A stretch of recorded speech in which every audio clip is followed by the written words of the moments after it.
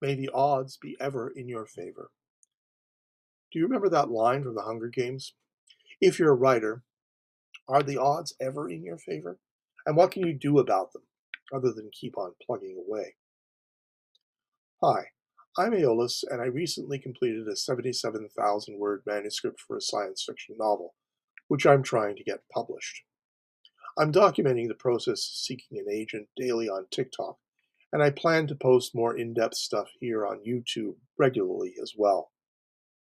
As you can probably tell, I'm not one of the people you typically find on social media. I'm perhaps a little older. I retired a few years back after working as a teacher for 26 years or so. After a nasty encounter with COVID and a lengthy convalescence, I decided to start writing seriously about a year ago. This was not my first attempt at becoming a writer, however. When I was about 11, also following a period of illness, I attempted to write a novel based on Dracula and the Hound of the Baskervilles, although I abandoned that after a few days. Writing by hand, which was pretty much my only alternative in those days, was just too difficult. In high school, I was more interested in writing poetry than fiction, like a great many young men. Although the more I grew interested in languages and histories, the more it stimulated attempts at novel writing. After my first degree, I got a job as a reporter for a weekly newspaper and eventually became an editor starting in the mid 1980s, which helped streamline my writing process and produce more focused results. During a period of unemployment at that time, I attempted to write a sweeping historical novel and did a lot of research for it before getting discouraged and setting the effort aside. That's not 100% accurate.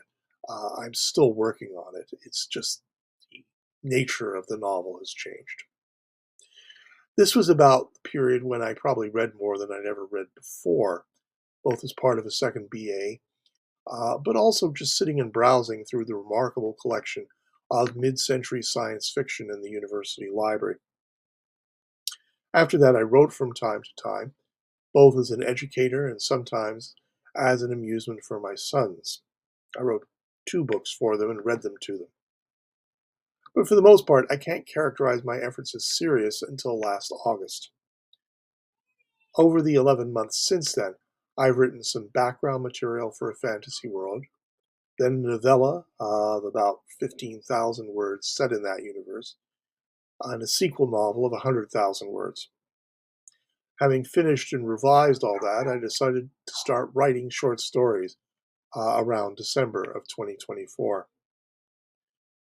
These have varied between 750 words and 10,000 words.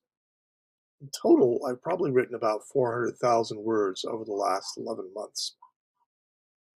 Since January of 2024, I've had three short stories published. I'll post links to them in the description for this video.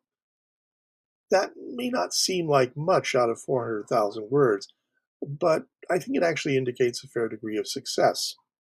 More about that a little later. In April, I began to write another novel, the one I'm currently trying to find an agent for. Writing that took me until June, and I spent 5 weeks doing serious revisions and editing. A week ago, I started sending out queries to agents. So, what's my novel about? I started writing just as an exercise in working on openings. I had a prompt. The father died during childbirth, and I tried to imagine a scenario in which that sentence made sense. To do so led me to imagine a world where life had taken a very different evolutionary path. But the end result, an intelligent and social species, was not so dissimilar to our own world. I wanted to create a situation in which a reader could recognize something of the human condition, even if the characters had quite different biology.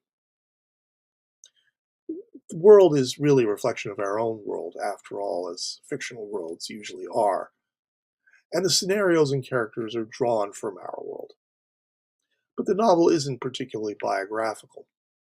One of the characters, not the protagonist, is partially based on myself, but merely because that was easier than coming up with an entirely new person. The main conflict in the story is between social conventions or norms on one side, and personal aspirations on the other.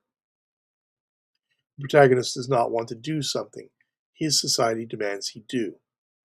One by one, he surrounds himself with individuals who support his decision, even though, for some characters, his flouting of tradition seems radical, even dangerous. The primary antagonist, of course, wants to force him to cleave to traditional roles, and a more distant and threatening antagonist wants to force everyone in the society into ever more circumscribed and limited roles. In attempting to evade that sort of expectation, the main character and his friends flee and seek asylum. They are not officially successful, but find a refuge of sorts, and while there, the protagonist realizes that he cannot continue to put his friends at risk or jeopardize their futures, even if they are willing. I think I've succeeded in the task of writing a believable world and conflict, but we'll have to see if an agent and publisher, not to mention the reading public, agree with me. My beta readers seem to like what I've done, but that's no guarantee. I've already received some form rejections from my inquiries. That's to be expected. But I've also gotten one rejection that acknowledged that this is a great concept, even though that agent did not want to take my novel on. I appreciate the confirmation that I had a good idea and have executed it well enough. I am not surprised at the agent demurring on my query, however. The odds are very long against ever getting published.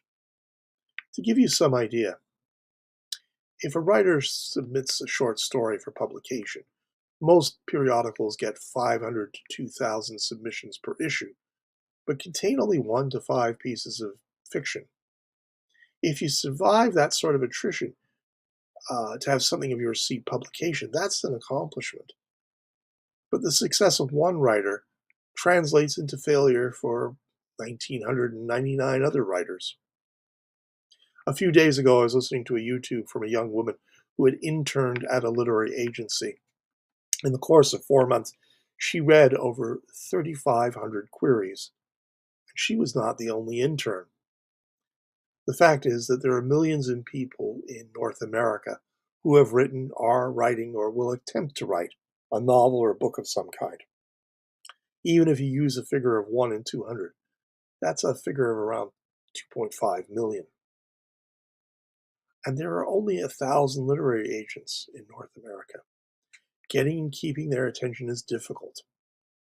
When I started submitting work, both short stories and longer pieces, I'll admit rejection stung. It was then I started looking at the numbers, and strangely, that made me feel much less like an imposter. Imposter syndrome is a big problem for writers. There are thousands of reasons why a short story or novel might not get accepted, and most of them are beyond the writer's control.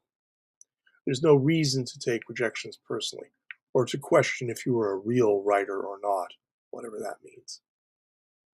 Even if the odds aren't in your favor, making the attempt to light your lamp is far better than sitting in the darkness.